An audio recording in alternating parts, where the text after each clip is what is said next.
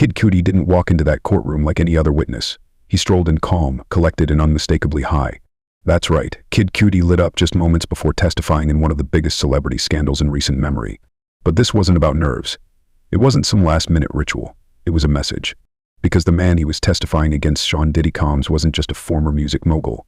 He was a man accused of running a dark, violent empire beneath the glitz of the music industry. And according to Cudi, he wasn't just a bystander, he was a victim. The courtroom fell silent as Cudi spoke. But no one expected what came next. It all traced back to 2011, years before the trial even began, when Cudi had a brief fling with none other than Cassie Ventura. Savage! I'm a savage! Oh! I'm a savage! Whatever I want, I'm going to get! Whatever I want, I have to get! Yes, that Cassie. The one who had been locked in a toxic, on and off relationship with Diddy for nearly a decade. I want to be a mother, and I want to be motherly. Would it be somebody that's good with kids, I guess? I grew up, it was just me and my brother. I think two is good. At the end of the day, if you made the decisions you made them, and they don't define you. What seemed like a harmless romance turned out to be the trigger for a chain reaction. Because the moment Diddy found out about Cudi and Cassie, he snapped. Cudi described what followed like a scene out of a psychological thriller. One day, he came home to find his front door intact, no sign of a break-in. But inside, total chaos. His drawers had been rifled through, his belongings disturbed, his dog locked in the bathroom. Nothing was stolen. Nothing was vandalized, just rearranged. Someone had been inside, and they wanted him to know it. Cudi didn't need a note. He didn't need a name. He knew. It was Diddy, and that wasn't the end. It wasn't even the worst of it. Right. So let's get into what Kid Cudi had to say when he took the stand. He talked about dating Cassie back in 2011, but she was also involved with Sean Combs, and he said that he knew that they had some problems. They weren't dating anymore. And he had confided in her about some of the issues in the relationship. But then there was a period of time, once Diddy found out about the relationship, that he actually told Kid Cudi by phone that he wanted to talk to him.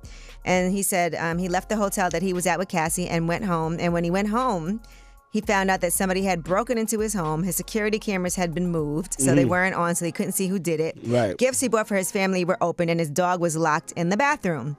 So it feels like it's a kind of way of letting you know I can get into your home. Right. And do anything at any time. It's kind of like a warning. So he's saying that this is what Diddy allegedly did. Well, yeah, he was at the hotel with Cassie. They were supposed to go and talk. He went home, and that's what he found when he went home. Got it. A few weeks later, Cudi's Porsche was firebombed right outside his home.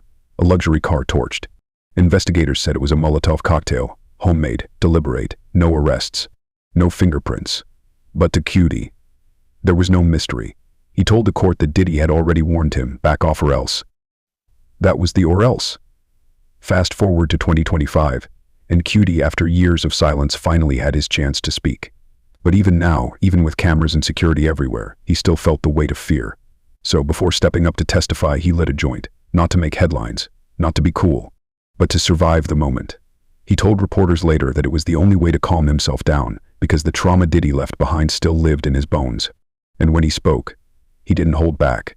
He described Diddy as a real-life supervillain, not a metaphor, not a joke. Cudi testifying that he believes Combs actually broke into his house and testified that a few months later, a Molotov cocktail was placed on his Porsche, damaging his car. He told the jury he reached out to Combs after his car caught fire and described him with his hands behind his back like a Marvel supervillain.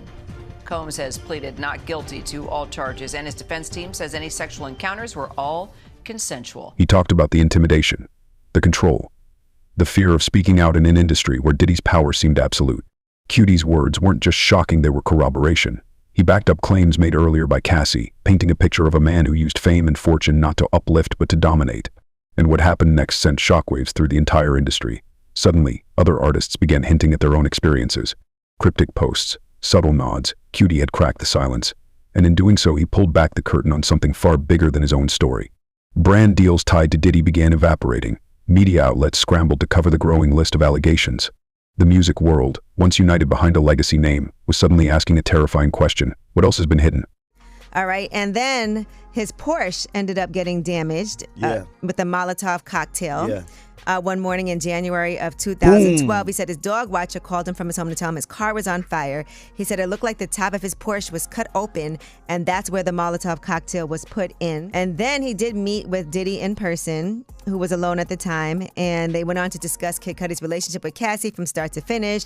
And when he asked Diddy about the damage to his car, Diddy denied any involvement. But then they ran into each other again at Soho House in 2015, and that's when he said Diddy pulled him aside to apologize. And he said after that he did find peace with the situation. And through it all, Kid Cudi stood tall not because he was fearless, but because he chose to speak despite the fear. He didn't testify because he had to. He wasn't subpoenaed. He came forward on his own.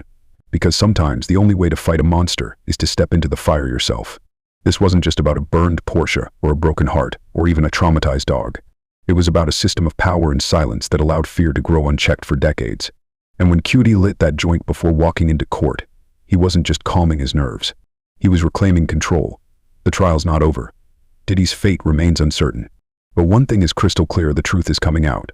And no amount of money, power, or intimidation can stop it now.